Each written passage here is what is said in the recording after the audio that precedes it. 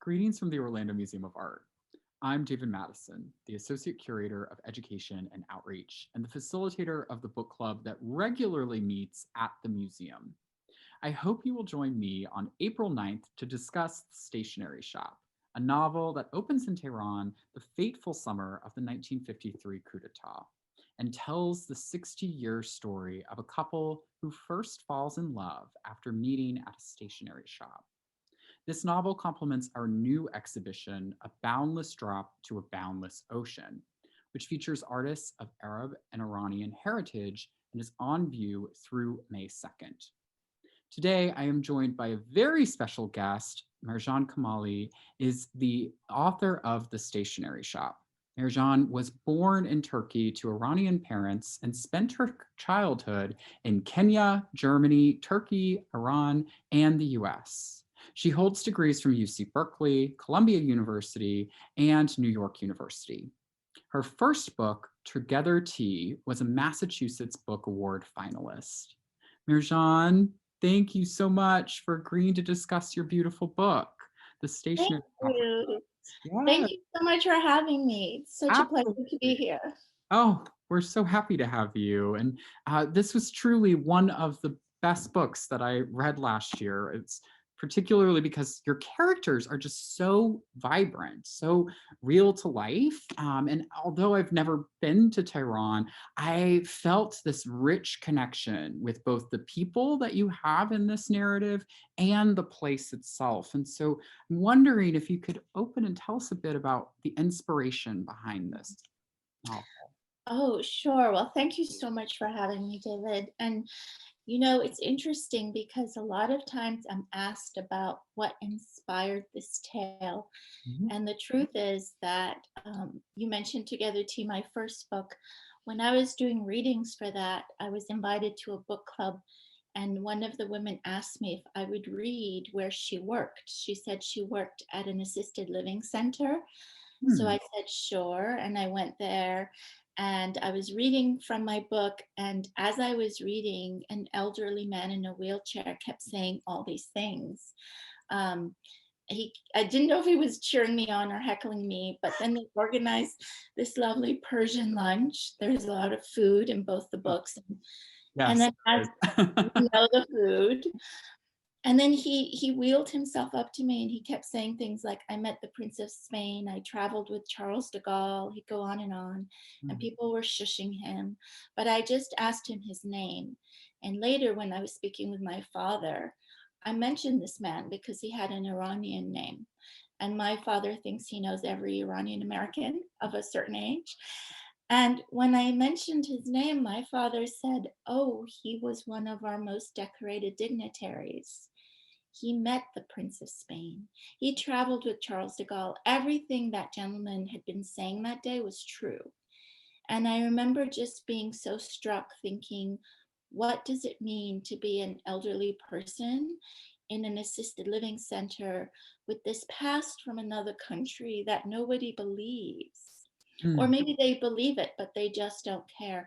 And that was the kernel for my writing this book. And I started with that image. And Yes. then my father offhandedly said there was a stationery shop he used to visit when he was a teenager in Tehran, where the owner passed love notes in between the pages of the books so Yeah. that teenagers could communicate. I know. And when he said that, I was like, how can I not include that in a book? Absolutely. Oh my gosh. What a stunning story. And there's two things happening there, right? There's this notion of age and the stories that our elders have within them, which I think you're getting at, but also the narrative of the immigrant story too, right? Coming from another country, and what is lost, but what is gained. I mean, you do a beautiful job of profiling that narrative. Um, and I was doing a bit of research before this interview, and I listened to another interview that you gave where you talked about the role of Persepolis. And when you were writing this and this connection you felt with that very important graphic novel, right? And so when you were writing The Stationery Shop, uh, who were you imagining as your reader for this piece? And did you have a sense of, I guess, responsibility to a reader, especially because this book stems from telling the story of Tehran, and an emphasis on that significant historical moment of 1953, the coup d'etat. So I'm just interested in, who is your reader for this, your dream reader? That is such a good question. When I read Persepolis for the first time, it was the first time I was reading, and I read it in English. I know it originally came out in French, but it was the first time I was reading a book in English that mirrored my own experience, and that was astounding. Um, as to your question of who my reader is, when I'm doing the first draft, I don't dare think of the reader because it would stymie my progress so much. I'd be so nervous thinking of the reader. But when I'm doing the revisions, all I think about is the reader. And I know it's my job to be kind to the reader, to not go on and on at my own, for my own pleasure, to make sure the story is gripping, to make sure the story is interesting, to present the order of events in an order that provides maximum emotional impact for the reader. When I think of my reader, I don't really think of an ethnicity or a gender. I think of obviously someone who loves to read, because otherwise it wouldn't be reading, but I also think of more of an international amorphous being. And I've been lucky because this book now has been translated and I do have readers from all over the world. And I think the one thing they share in common is that they love to get lost in a story and to learn about maybe another culture. Absolutely. As to your question about the responsibility Yeah. of the culture, that's a really good question.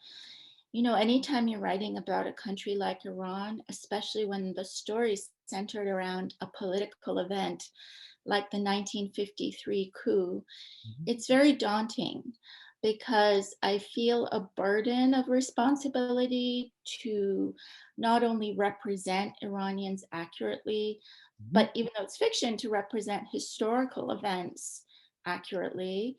And I used to, when I was younger, feel burdened by it. But I realize now, the older I get, that it's actually a privilege. I am in a position of privilege because I'm able to access all these elderly relatives who lived through the coup d'etat, who lived through those times in Iran's history. I'm also obviously able to do the research. So I now see it more as a position that's empowering rather than one that's burdensome, which is how I used to look at it. Sure. I like that you're acknowledging that privilege. And I think a responsibility here, thinking about responsibility, is also, and what you've done in this novel, is not to essentialize or to play into maybe a Western audience's perhaps stereotype of what a Iranian woman living in 1953, even before the later revolution. This is, I think you've done a beautiful job of giving us someone that we can relate to across the spectrum. And, I'm thinking about this in terms of the exhibition that we're doing at the museum as well, A Boundless Drop to a Boundless Ocean, which we're reading your book in connection with. And in both cases, I think there's a presentation that is multidimensional, giving us a narrative that is ever kind of evolving about these individuals, about people from Iran, but also this notion of what an immigrant is. Right, this stereotype that we might have, especially here in the West, of what a traditional immigrant's journey is supposed to look like. And that's not the case within your text, and that's not the case within this exhibition as well. There's such a wide, diverse array, visually, even within the works that are on view, and within your book. And I'm wondering, I read your bio at the start, and you have lived in so many places and grew up in so many different places, and I'm wondering how your own story has informed this novel or your writing in general. Absolutely. This is my seventh country Mhm. and my fifth continent. And I think when you live in so many different places, especially at a young age, you realize pretty quickly that wherever you go, people are the same. And the costumes may be different, the settings are certainly different. Mhm. But I remember, for example, when I moved to the US from Iran, and I moved from post revolutionary, war torn Iran to New York City. And people kept saying, it must be such a culture shock. It must be such a culture shock. And I knew that the right answer was to say yes. I knew that's what they expected me to say. But the truth was that the dynamics in my fifth grade classroom in PS 144 in Queens, New York, were pretty similar to the dynamics in the fifth grade classroom I had just left in Iran. You still had, problems with the teachers. You still had the mean queen bee girl. You still had the stuff going on the playground and in the cafeteria. It was the same. And I think that's what I've learned the most about my travels in different countries and living in different countries is when you strip away the external costumes and differences, the dynamics are the same. But to your point about the immigrant journey, I totally agree. And that's why I'm so glad that this exhibition is happening, because I think there is a narrative about the immigrant journey. And the immigrant journey is just so much more multifaceted and diverse. And it's not all about coming to the new country to sort of pull yourself up by the bootstraps and start from scratch. A lot of times it's about, like you said, loss, the Mhm. loss of status or the loss of wealth. And there's a lot of misunderstanding around that, I think. Or the loss of love in the case of this novel. Yes, I think yes, absolutely. The incredible. loss of people that you loved. Yeah. Absolutely. I um I like what you're talking what you said a bit earlier though about having moved to all of these different places and recognizing that there is similarities, right? Not just the differences, but really honing in on the similarities. And I'm thinking about that notion of maybe like a shared humanity here. And I'm, I'm not a woman. I do not have children, but there's a character in your novel who loses a child. And when I read that, I felt this deep connection, this deep sense of empathy to this character and her mourning. And it was one of those moments of shared humanity, of recognizing that despite those differences, I have that at our core. And it was a beautiful moment. It was a beautiful moment that you gifted me. So thank you for that. But when you're writing a story that spans 60 years, right?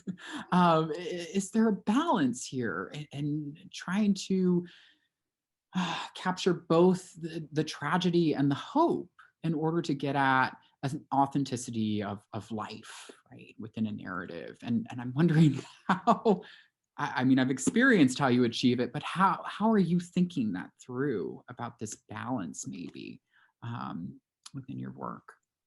Well, the balance you speak of is really important because any life is going to be filled with losses and, let's say, gains. And with the life of my main character, it does span 60 years in the book. We know her when she's 17, and we see her life through when she's 77.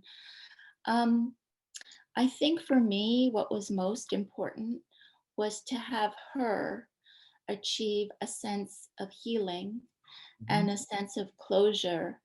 And I think ideally for the reader and for the main character by the end of the book, despite the many losses, and there are many, Mhm. you've read it, you know there are many deep losses, but I think she comes to a place where she realizes that the sum of her life is the losses and the gains, and that despite what she's lost, she has so much love in her life, and she is able to have the privilege of perspective.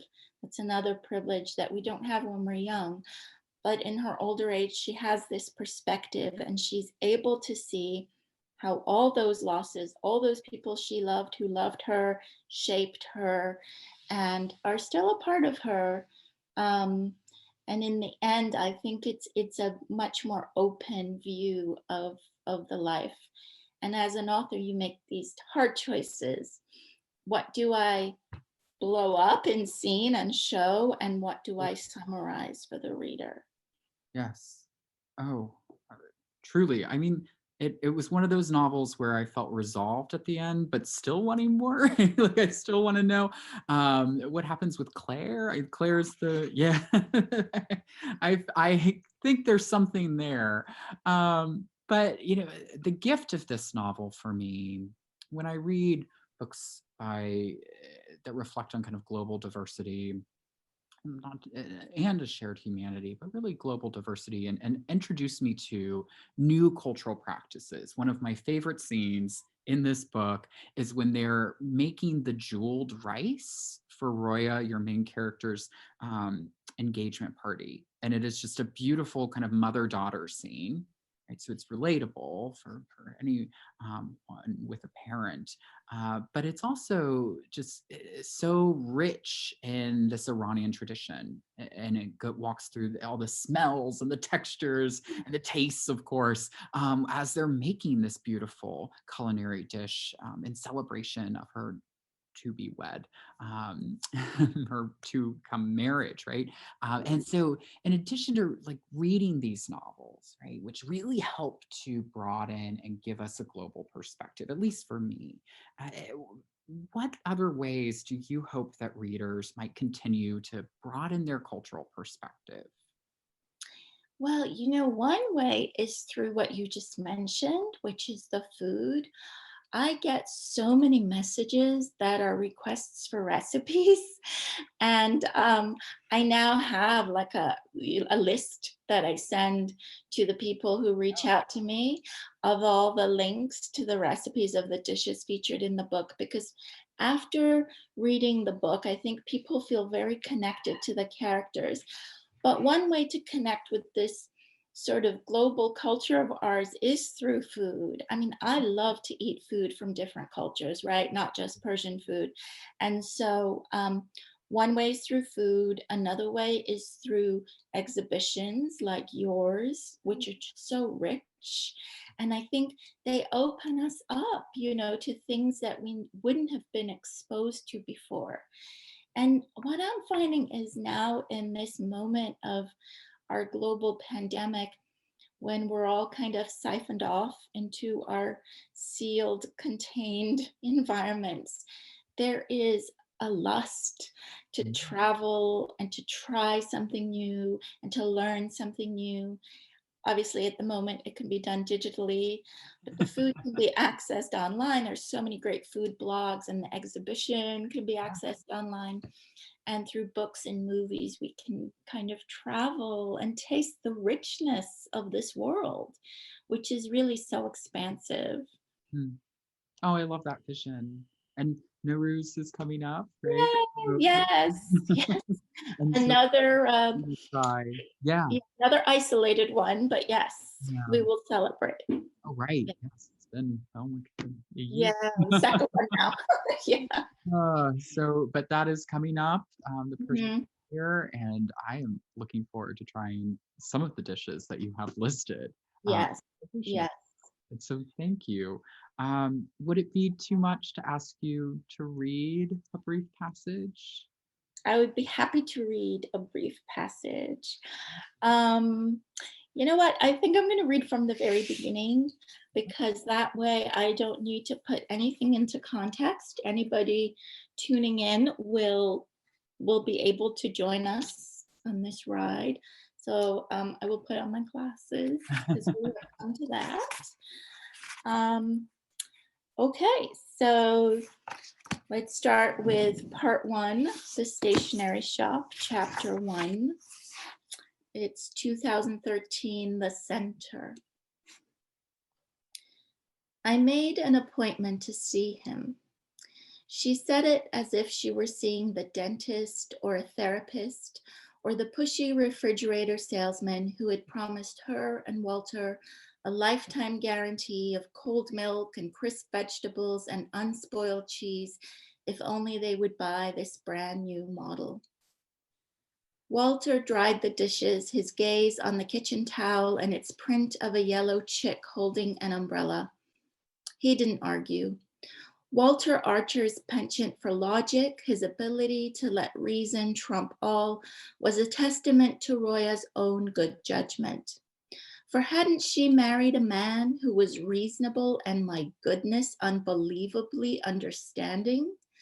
Hadn't she, in the end, not married that boy, the one she had met so many decades ago in a small stationery shop in Tehran, but lassoed her life instead to this Massachusetts-born pillar of stability, this Walter, who ate a hard-boiled egg for breakfast almost every single day, who said as he dried the dishes, "If you want to see him, then you should. You've been a bit of a wreck, I'm afraid." By now, Roya Archer was almost American, not just by marriage, but by virtue of having been in these United States for over 5 decades. She could remember a childhood spent in the hot and dusty streets of Tehran, playing tag with her little sister, Zari, but her life now was carefully enclosed in New England with Walter. One visit to one shop a mere week ago to buy paper clips had cracked everything open.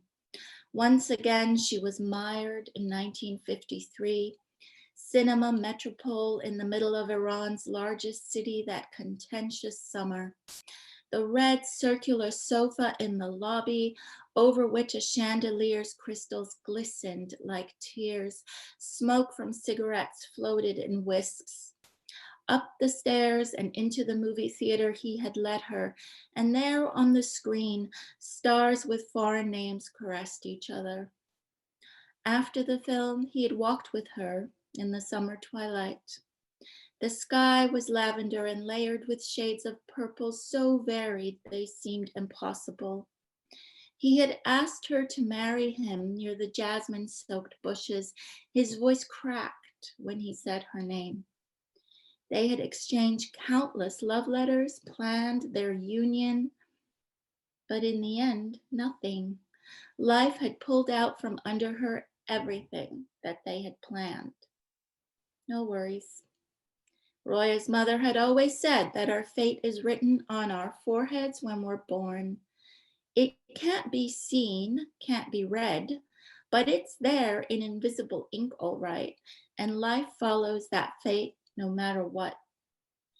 She had squished that boy out of her mind for decades. She had a life to build, a country to get to know, Walter, a child to raise. That Tehran boy could very well be squeezed to the absolute bottom of the bucket like a rag, useless and worn out, and pressed so far down into the depths that after a while he was almost forgotten. But now she could finally ask him why he had left her there in the middle of the square. And so that's the beginning. That's the beginning of the book. And we see Roya go to the Duxton Senior Center to see an elderly man in a wheelchair who happens to be the fiancé that she was separated from 60 years ago. And the narrative goes from there. Yeah. You take us to so many beautiful places in this book. Thank you. Thank you. Thank you for agreeing to this, for sharing this gift with us. So I am just so happy that we've had this time together. Again, thank you for sharing that with us. And I am so looking forward to you, to hopefully those watching, joining us for our virtual book club on April 9th, which you have so kindly agreed to visit. I'm very excited. I'm very excited too, yes. And so we will have a wonderful discussion of the Stationery Shop. And for more about our programming, about the exhibition A Boundless Drop to a Boundless Ocean, please visit omart.me/boundless. Thank you again, Marjan, and thank you for watching. Thank you for your lovely, excellent questions. And I can't wait to see everybody in April. Thank you, Yes. David. Yay.